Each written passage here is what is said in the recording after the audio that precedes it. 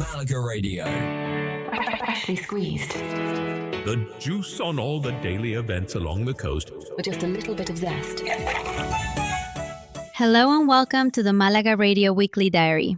We're Carmen and Baptiste, and if you're listening while planning a holiday, already somewhere on the Costa del Sol, or honestly just sitting on a terrace wondering what on earth to do with the next few days, this is basically your weekly catch-up with the coast. Which sounds organized when Carmen says it like that. We are organized. We are approximately organized. What we try to do every week is sort through everything happening across Malaga province, so you don't have to spend half your holiday scrolling through 15 different websites trying to work out what's actually worth your time. And more importantly, what kind of thing it actually is. Because festival can mean anything from candlelit jazz in a courtyard to somebody dressed as a space marine eating churros in Torremolinos. Which genuinely happens this week, by the way. It does. So over the next half hour or so, we'll take you across the Costa del Sol from May 18th through to May 24th with the biggest festivals, concerts, food events, outdoor experiences, strange discoveries, and very questionable just one drink decisions currently happening across the province. And one thing we realized while putting this episode together, this coast really does split into completely different personalities depending on where you are. Exactly. Malaga City feels different to Marbella, which feels different to Nerja, which feels completely different again to somewhere like Frigiliana once you head inland a little bit. You can go from indie festivals and rooftop bars to river walks and mountain villages in about an hour here, which is honestly still slightly ridiculous when you think about it. And I think that's partly why people end up returning to the Costa del Sol, actually. You arrive expecting one type of holiday, and then keep accidentally discovering completely different versions of it. Which we seem to have spent most of this episode doing ourselves. True. Now, if you're new to Malaga Radio, by the way, you'll also hear us during the week on Freshly Squeezed every morning, where we keep updating a lot of these stories daily as events shift, weather changes, and the coast inevitably gets busier by the hour. And across the station, we've also got shows covering nightlife, wellness, beaches, food, outdoor life, and local discoveries, because honestly, there's far too much happening here to fit into one podcast. Although we keep trying. We really do. And before we properly get into the big events this week, we actually wanted to start with something slightly different first, because there are a few things about this coastline we keep almost mentioning every week, but never fully stop and talk about properly. The things people usually only discover after they've already arrived here. Exactly. So before the festivals, concerts, and late nights begin, let's start with the active side of the Costa del Sol and some of the experiences we genuinely think visitors should know exist. Malaga Radio. Before we properly get into this week's events, we realize there are a few things we keep almost mentioning in the weekly diary, but never really stop and talk about properly. And honestly, if you're visiting the Costa del Sol, we think you should know they exist. Because people arrive here thinking it's just beaches, sunbeds, maybe a marina, maybe a sangria, and then suddenly somebody mentions mountain climbing, canyoning, paddle groups, hidden waterfalls, and cycling routes through pine forests. And that's the thing. This coast moves.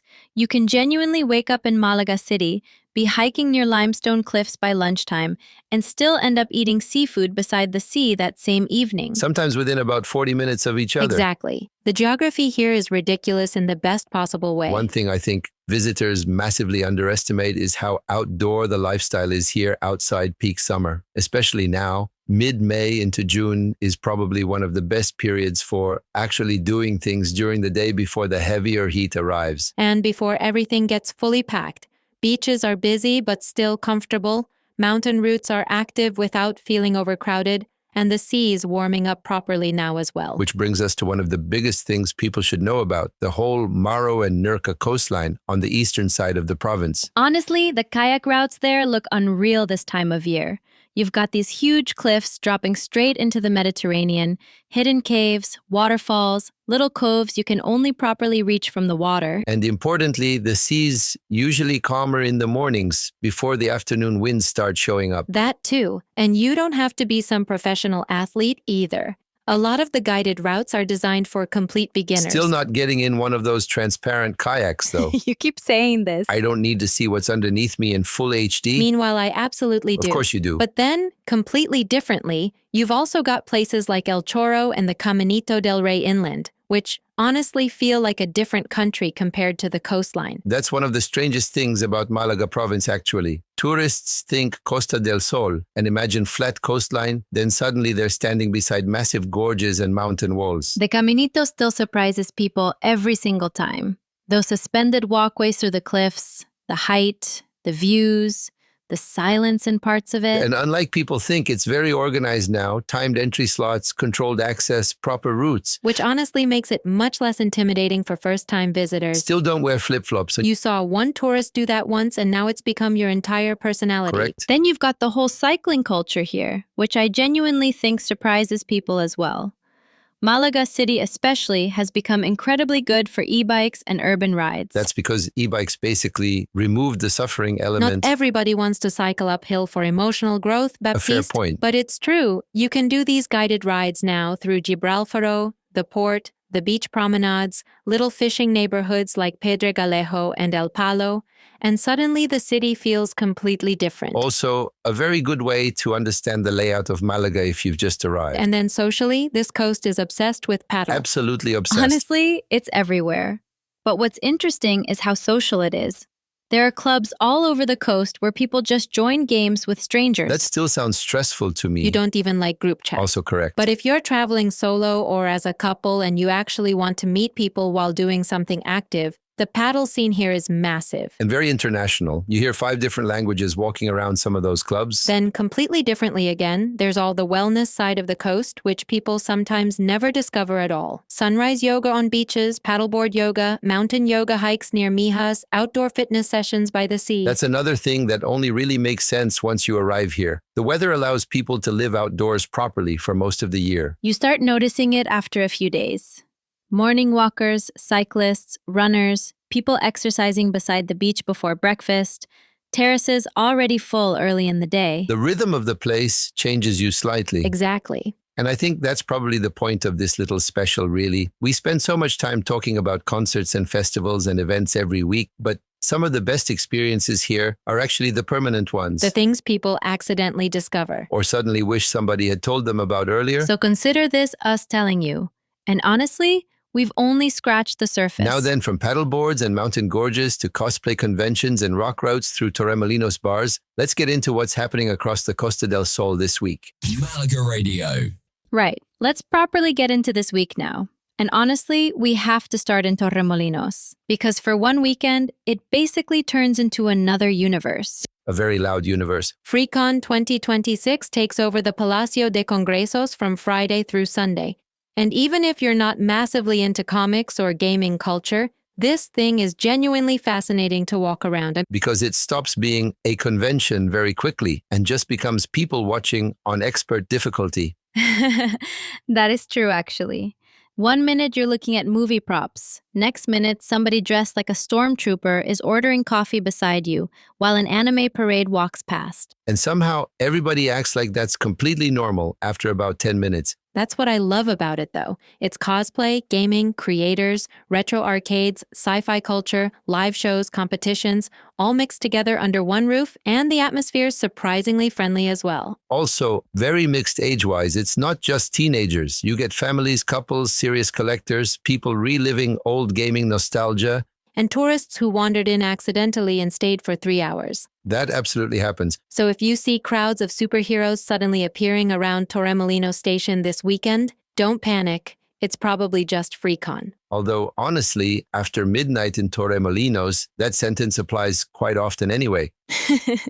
Fair point. But staying in Torremolinos, one of the most Malaga radio events of the entire week is probably the 14th Ruta del Rock. I love this idea so much. Because this isn't one big festival site. It's live rock music spread across bars and venues around the town. So the whole evening becomes this wandering route where you're basically following sound through the streets. And those are always the nights people remember afterwards. You stop for one drink, hear music from somewhere else, end up following another crowd into another venue. And suddenly it's 1 a.m. and somebody's ordering late-night burgers while a tribute band is playing classic rock 10 meters away. Exactly. It feels spontaneous in the best possible way. And if you're the type of tourist who likes places feeling alive rather than over-organized, this is very much your sort of night. Especially because every venue has slightly different energy. Some are heavier rock bars, some are more terrace-driven, some feel almost like street parties by the end of the night. Also worth saying, you don't need to commit to it. You can just drift into the atmosphere for an hour and keep moving. Which is honestly how a lot of good Costa del Sol evenings happen. Completely accidentally. Now, from rock bars and cosplay crowds to something completely different, Torremolinos is hosting Fiesta Criolla Argentina this week, and this one feels much more about food, music, and atmosphere.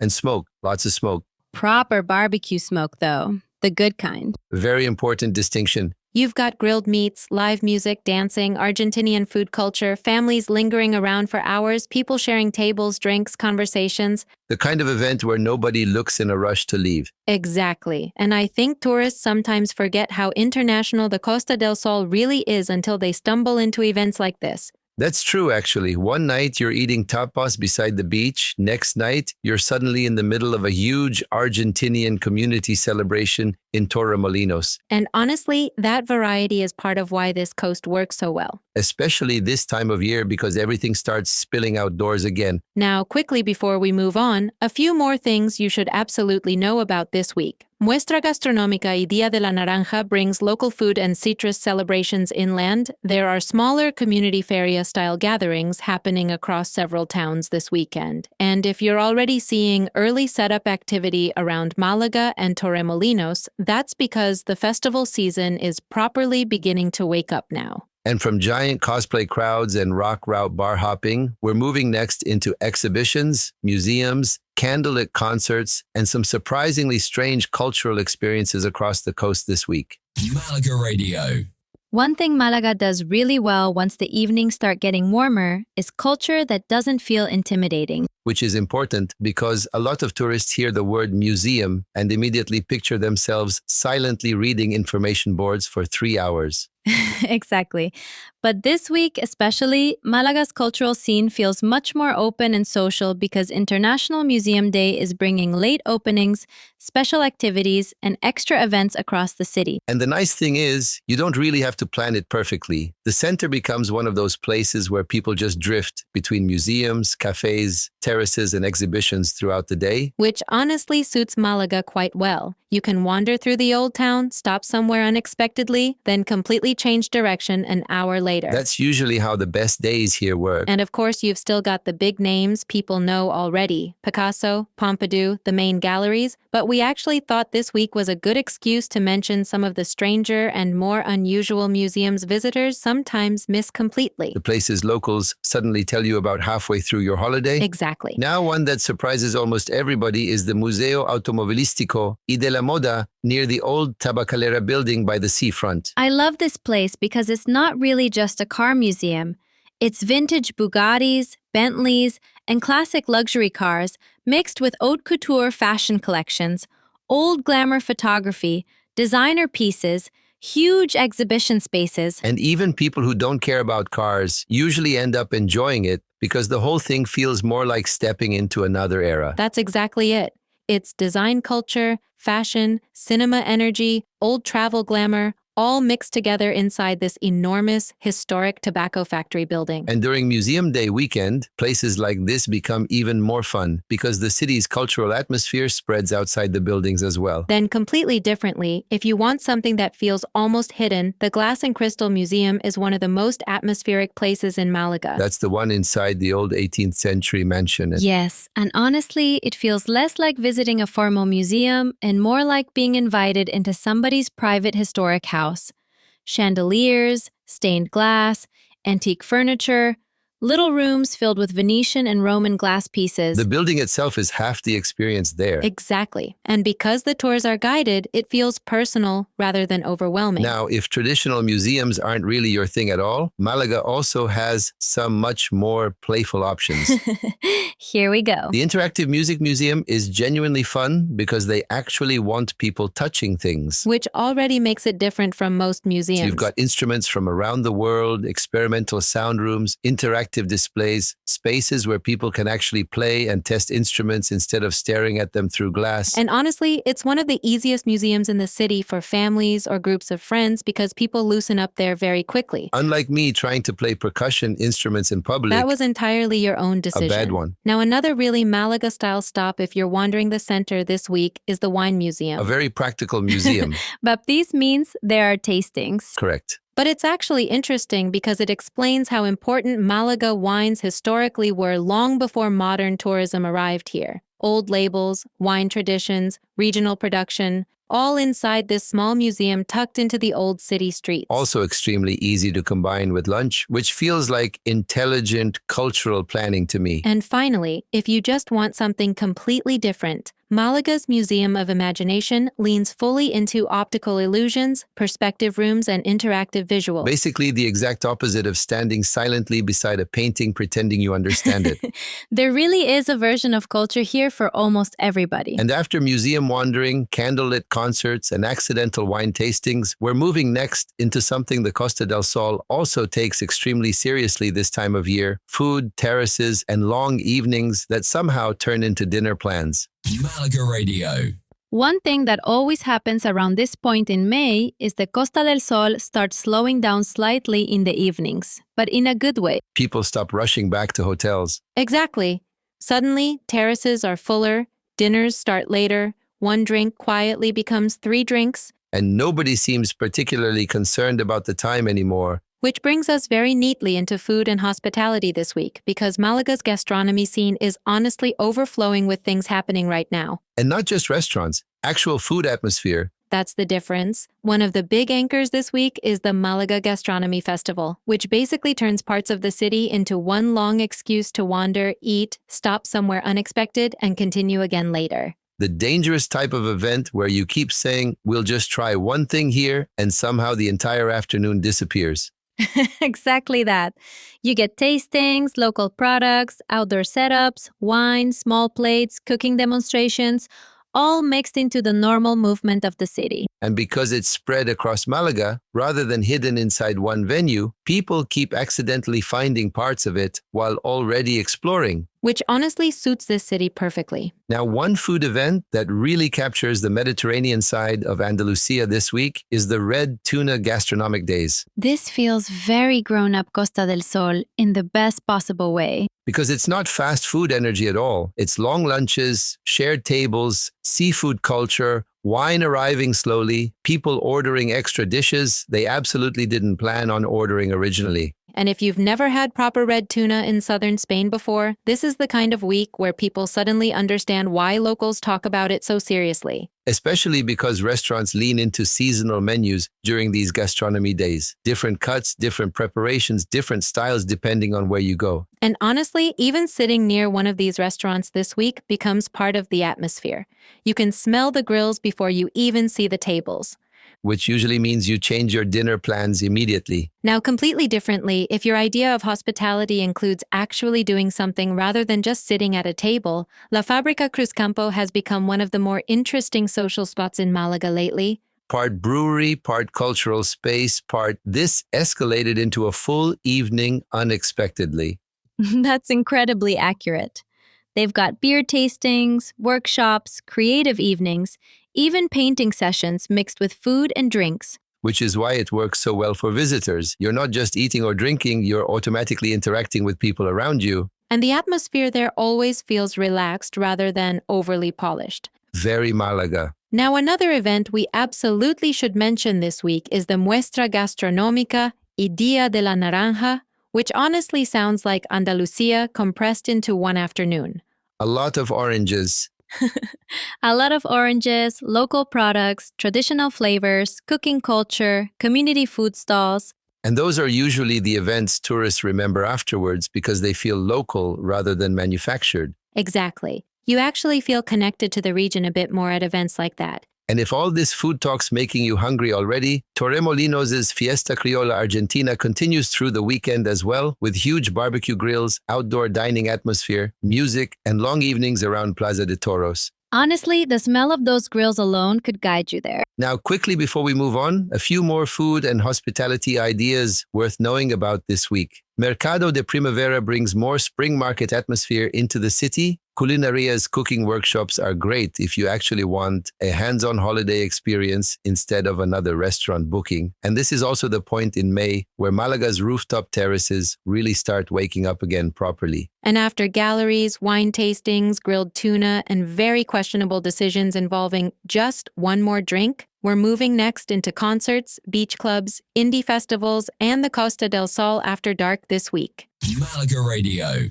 Honestly, I think this might be one of the busiest nightlife weeks we've talked about in a long time, because every part of the Costa del Sol seems to be doing something completely different after dark right now. Which is actually useful if you're visiting because the coast really splits into personalities at night depending on where you are staying. Exactly. Malaga City feels completely different to Marbella at night. Fuengirola has its own energy, Torremolinos has another, and suddenly your holiday starts depending on what kind of evening you actually want. And how much sleep you were planning on getting.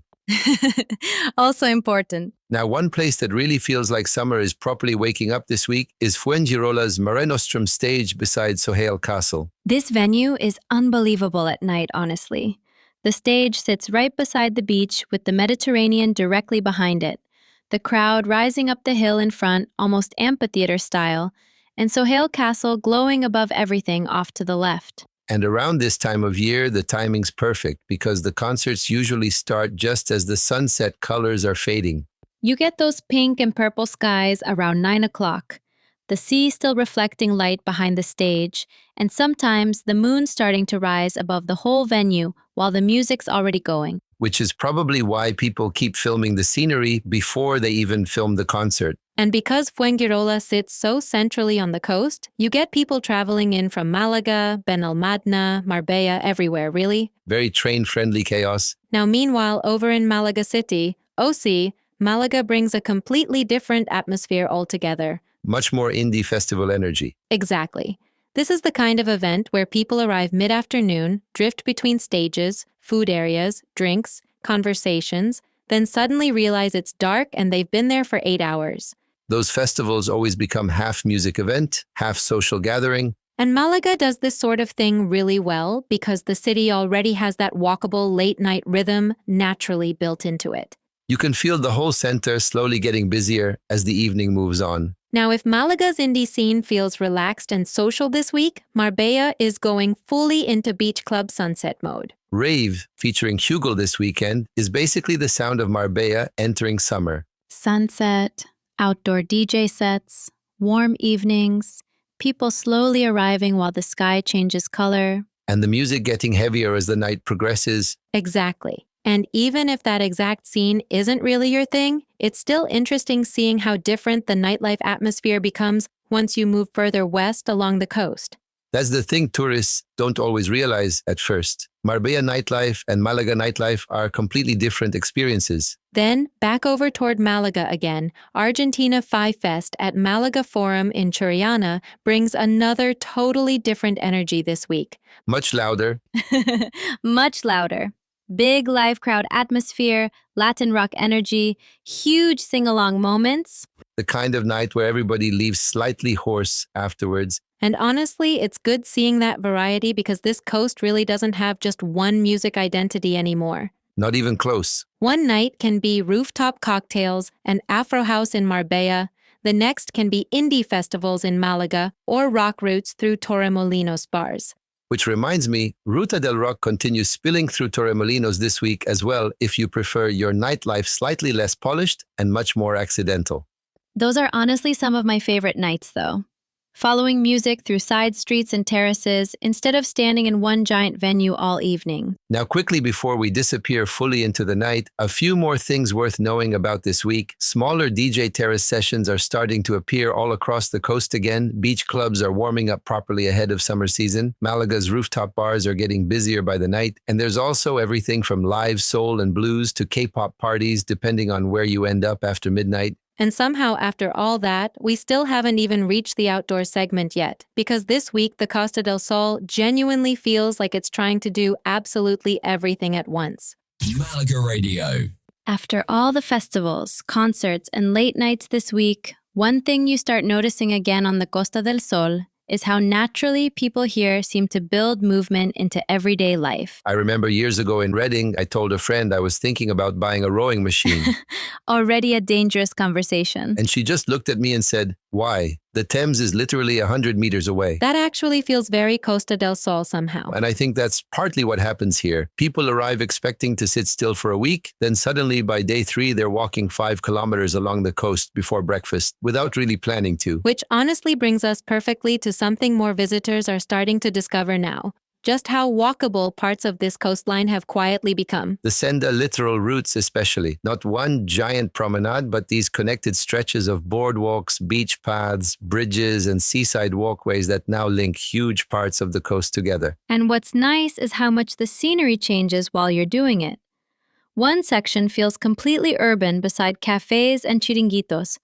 Then suddenly you're crossing dunes or walking beside quieter beaches. Estepona's probably pushed this idea furthest so far. Large parts of its coastline already feel almost continuously connected for walking. Then, further along, you've got sections around Cabo Pino, La Cala, and Fuengirola, where people genuinely spend whole afternoons just drifting beach to beach. And honestly, you start understanding the geography of the Costa del Sol differently when you walk it instead of driving it. Exactly. The coast suddenly feels connected instead of fragmented. Now, meanwhile, the eastern side of Malaga province is becoming something completely different again. I love this part of the coast, honestly, because around Nerja, Torrox, and Frigiliana, everything suddenly changes character. You go from beach promenades to ravines, mountain paths, river walks, and white villages within minutes. And the further east you go sometimes, the less it feels like classic resort tourism and the more it feels like people accidentally discovering Andalusia properly. Which is probably why that area is becoming increasingly popular with walkers, photographers, couples doing slower travel, and people who want scenery without huge crowds. Frigiliana especially has this atmosphere now, where the village itself is only part of the experience.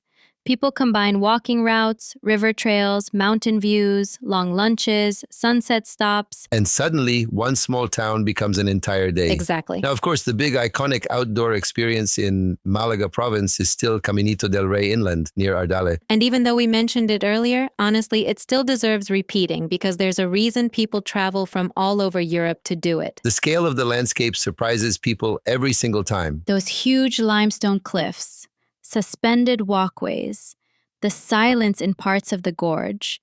It doesn't really feel like the Costa del Sol people imagine before they arrive here. Which honestly is becoming a theme of this entire episode. It really is. Now, after mountains and walking routes, the sea starts calling people back again around this time of day. Especially on the eastern coast near Nerja and Maro, where kayaking, paddleboarding, and boat excursions start becoming incredibly tempting once the water settles in the mornings. And honestly, after some of the nightlife options we talked about earlier, floating quietly beside cliffs suddenly starts sounding like a very intelligent life decision. Correct. But that's another thing this coast does well. Active things here rarely feel like chores. They just become part of the day naturally. Now, quickly before we finish, there's also everything from social paddle clubs and cycling tours to horse riding, sailing excursions, beach yoga sessions, and mountain hikes happening across the province this week, depending on which version of outdoors you actually want. And I think that's maybe the nicest thing about the Costa del Sol once you spend enough time here. You arrive thinking it's one type of holiday, then slowly realize there are dozens of completely different ways to experience the same coastline. And honestly, I think that's probably the biggest thing this week reminded me of again. The Costa del Sol really isn't one single type of holiday anymore. Not even slightly. You can spend the morning walking beside the sea near Estepona, end up inside a hidden museum in Malaga by lunchtime, accidentally stay out too late in Torremolinos, then somehow finish the weekend in a mountain village near Frigiliana, wondering how all of this exists inside one province. Which is probably why people keep coming back here thinking they already know the coast and then discovering completely different versions of it every time. And honestly, we've only scratched the surface again this week. As usual. So thank you for spending part of your week with us. Whether you're listening from a hotel balcony, a hire car somewhere on the A7, a beach in Nerja, or a cafe in Malaga Old Town, we genuinely hope some of these ideas help you build your own version of the coast over the next few days. And if something we mentioned today does become part of your week, a concert, a walk, a random museum, a food festival, whatever it is, that's basically the whole point of this podcast. Now, if you want daily updates, changing events, weather shifts, and all the smaller things happening across the Costa del Sol as the week unfolds, you can also listen to us every morning on Freshly Squeezed here on Malaga Radio. Which usually involves us attempting to stay organized while the province creates about 40 new plans every 12 hours. Very accurate. You can also find the full podcast library across Spotify, Apple Podcasts, Alexa, YouTube, and all the major podcast platforms. And if you want even more ideas, event listings, places, attractions, and local discoveries, head over to malagaradio.net, where we keep updating things across the week as new events appear. Especially at this time of year when everything suddenly starts happening all at once. We'll be back next week with another weekly diary across the Costa del Sol. But until then, enjoy the sunshine, enjoy the atmosphere, and hopefully discover somewhere unexpected along the way. See you next week. Malaga Radio. Malaga Radio.